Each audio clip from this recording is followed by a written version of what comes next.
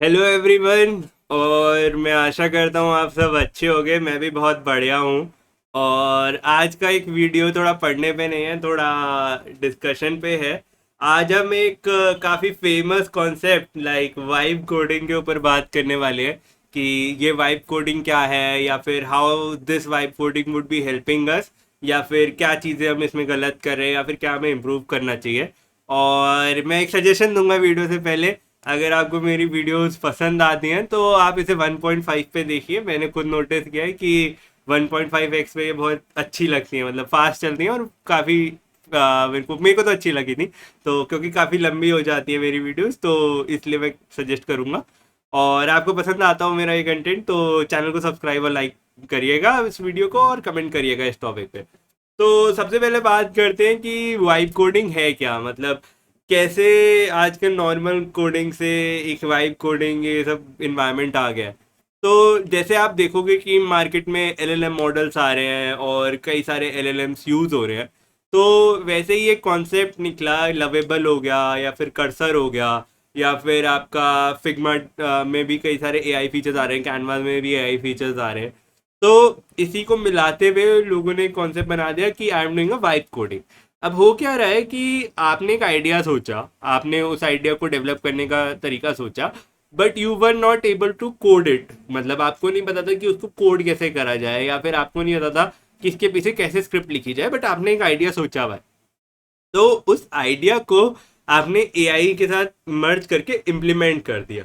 जब ये दोनों चीज़ें हुई तो इसका आपने आइडिया डेवलप करा, काफ़ी लोग ऐप्स डेवलप कर रहे हैं या फिर वेबसाइट्स डेवलप कर रहे हैं, या फिर कई प्रोडक्टिव टूल्स बना रहे हैं। लाइक मैंने तो एक देखा था, एक बंदे ने एक पीडीएफ रीडर बना दिया। मतलब PDF reader in the sense कि विंडोज़ पे पीडीएफ चलती नहीं है ना, जैसे आप पीडीएफ खोलते हैं तो महंगे महंगे सब्सक्रिप्शन आते हैं। तो उसने एक पीडीएफ रीडर बना लिया अपने लिए, जिसमें उसने क्या करा कि वो पीडीएफ को सेलेक्ट करता है, और जब पीडीएफ को सेलेक्ट करता है जिस पॉइंट पे उसने वो पीडीएफ छोड़ी होती है उसी पॉइंट पे वो पीडीएफ खुल जाती है।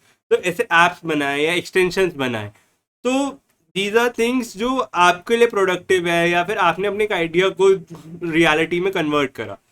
बट इससे जो फ्रेशर्स आ रहे हैं या फिर जो प्रोफेशनल्स थे उन्हें क्या प्रॉब्लम है, या फिर उनको कैसे इन चीज़ों में प्रॉब्लम आ सकती है।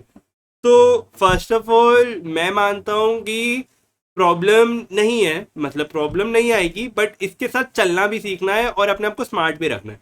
जैसे कई बार हम देखते हैं कि आपने कर्सर या लवेबल या इनसे कोड लिखवा लिया, वेल डन, मतलब आपने कोड लिखवा लिया जिसको लिखने में आपने 8 घंटे वेस्ट करने थे, उसको आपने 2 घंटे में कंप्लीट कर लिया, या फिर उसको आपने उससे 1 घंटे में लिखवा लिया।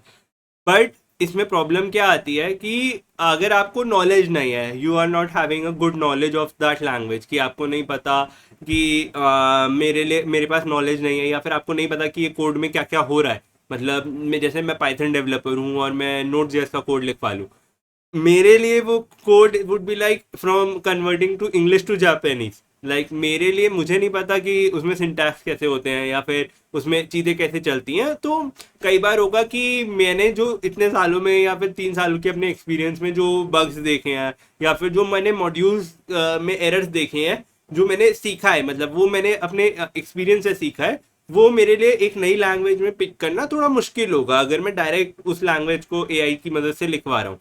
माना आप सर्च करके और वैसे सॉल्व कर सकते हो, दैट्स समथिंग जो आपको करना चाहिए।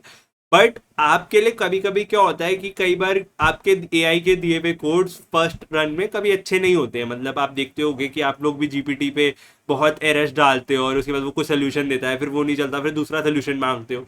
तो ऐसा होता है, ऐसा सब लोग करते हैं। बट उसके बाद कई बार होता है कि जीपीटी दे ही नहीं पा रहा था, फिर आपने देखा कि लेट्स ब्रेक दिस प्रॉब्लम, और आपने सॉल्व कर दिया।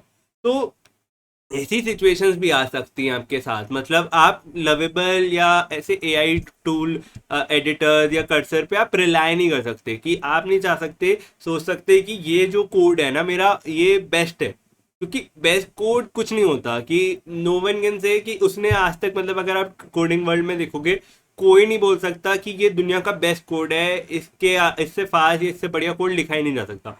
क्योंकि कई बार क्या होता है ना, मतलब हर डेवलपर या हर कोड या एल्गो को इम्प्रूव करा जा सकता है विद टाइम, क्योंकि टेक्नोलॉजी वर्ल्ड इसी पे डिपेंडेंट है कि जो आज बनाए आज से उसको बेटर करते जा रहे हैं। मतलब हम टेक्नोलॉजी में इतने फास्ट इसलिए जा रहे हैं क्योंकि जो कल बना था या जो आपने परसों बनाया था उसका भी एक फास्टर ऑप्टिमाइज मेथड बनता जा रहा है ना। और यही चीज़ है जो कोडिंग वर्ल्ड को डिफरेंट करती है, टेक्नोलॉजी वर्ल्ड को डिफरेंट करती है, कि हर चीज़ को आपको इनोवेट करना है, हर चीज़ को फास्ट करना है। तो आपको भी ये सीखना होगा कि जब एरर्स या ये चीज़ें हैं तो आपको इन चीज़ों को हैंडल करने के लिए अपना बेस स्ट्रॉन्ग करना पड़ेगा। और मैं सबसे पहले जो भी फ्रेशर्स होते हैं या फिर जो भी मतलब सीख रहे होते हैं या स्टूडेंट्स होते हैं, वो मेरे से पूछते हैं कि हमें कौन सी लैंग्वेज करनी चाहिए या फिर क्या जाकर कोई मेरे को मिलता है, तो मैं उन्हें यही बोलता हूँ कि अगर आपको अपना सब कुछ स्ट्रांग रखना है तो आपका बेस स्ट्रांग होना चाहिए। मतलब बेस इन द सेंस, अगर आपकी कोडिंग के लॉजिक्स या फिर प्रॉब्लम सॉल्विंग स्किल्स अच्छे हैं, मतलब तो आपके लिए कभी कोई जॉब नहीं खा रहा। मतलब अगर आपके ये लॉजिक्स अच्छे हैं तो एआई आपकी जॉब कभी खा ही नहीं पाएगा, बिकॉज आप एआई से स्मार्टर हो। मतलब आपको पता होना चाहिए कि एआई कैसे चल रहा है पीछे और इसको कब मेरे को यूज करना है, कब मुझे ट्वीक करना है। और यही नहीं, मतलब ये तो हो गई लॉजिक्स की बात। दूसरी चीज होती है कि आपके बनाए जो ये एप्लीकेशंस होते हैं ये स्मॉल स्केल पे बहुत अच्छे होते हैं। मतलब स्मॉल स्केल पे दे वर्क वेरी वेल क्योंकि वो आपके लैपटॉप में काम कर रहे हैं। बट जब ये प्रोडक्शन लेवल पे जाते हैं या फिर प्रोडक्शनल चीज़ों में जाते हैं कि एक प्रॉपर सर्वर पे आप इन्हें डिप्लॉय करो, तो वो चीज़ें आपको इन कोडिंग वर्ल्ड में नहीं सीखने को मिलती। मतलब वो आपको पढ़ाएगा बट वो ये कि अगर आपने इम्प्लीमेंट नहीं करोगे तो वो ऑटोमेटिकली डिप्लॉय नहीं हो रही। मतलब वो आपको सीधे सीखने पड़ेंगी कि how to make a good application, या फिर इनकी डिप्लॉयमेंट स्ट्रैटेजीज क्या होती हैं, या फिर ये एप्लीकेशन जब रियल वर्ल्ड सिनेरियो में काम करेगी, जब इस पर बहुत सारा लोड पड़ेगा। मान लो किसी ने एक ऐप बनाई जो सिर्फ 100 या 10 यूज़र को हैंडल कर सकती है, बट आपको ये भी देखना होगा कि मैं उसको कैसे 50 यूज़र पे ले जाऊं, या फिर 50 यूज़र तो मैंने बहुत कम बोला, 1000 यूज़र्स पे जाए। और वो सर्वर हैंडलिंग की, या फिर अगर वो डीबी को क्वेरी कर रही है, मान लो उसमें अभी सिर्फ 100 एंट्रीज हैं, कल को उसमें 1000 यूज़र आ गए तो 1000 यूज़र्स की एंट्री हो गई। और मान लो उसने आईडी पासवर्ड वेरीफाई करने के लिए एक सेलेक्ट क्वेरी चला रखी है, मतलब एक सेलेक्ट क्वेरी करके वो पहले डेटा ला रहा है, फिर उसमें वहाँ पे रन टाइम पे और रैम पे जब डेटा आ गया तो उसको वेरीफाई कर रहा है। मतलब हो सकता है कि जब आप एज ए फ्रेशर या फिर ऐसे चीज़ें करो तो वो सिंपल सिंपल लॉजिक्स में बना दे, बट उसकी फीजिबिलिटी इतनी ना हो।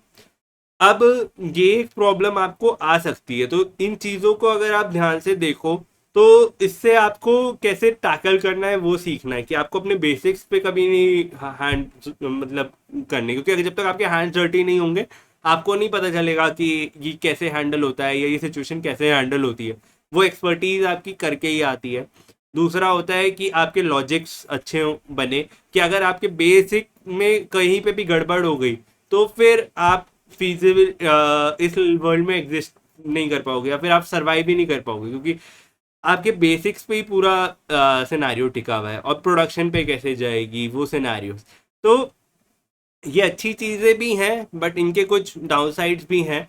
अगर अच्छी चीज़ें देखी जाएं, क्योंकि इससे स्पीड बढ़ रही है, लोग बहुत जल्दी जल्दी एप्लीकेशंस बना रहे हैं, बट इसकी प्रॉब्लम्स हाँ भी हैं। तो यही मेरे कुछ पॉइंटर्स थे, और इसको मानते हुए मैं मानता हूँ कि आपको ये वीडियो अभी तक अच्छी लगी होगी अगर आपने अभी तक देखी है। तो अगर आपको ये वीडियो अच्छी लगी है तो चैनल को सब्सक्राइब करिए और वीडियो को लाइक करिए, और प्लीज़ कमेंट डाउन बिलो कि अगर आपके और कोई पॉइंटर्स हैं कि ऐसे वाइब कोडिंग करने से क्या प्रॉब्लम है या फिर क्या इश्यूज हम फेस कर सकते हैं। ठीक है, थैंक यू।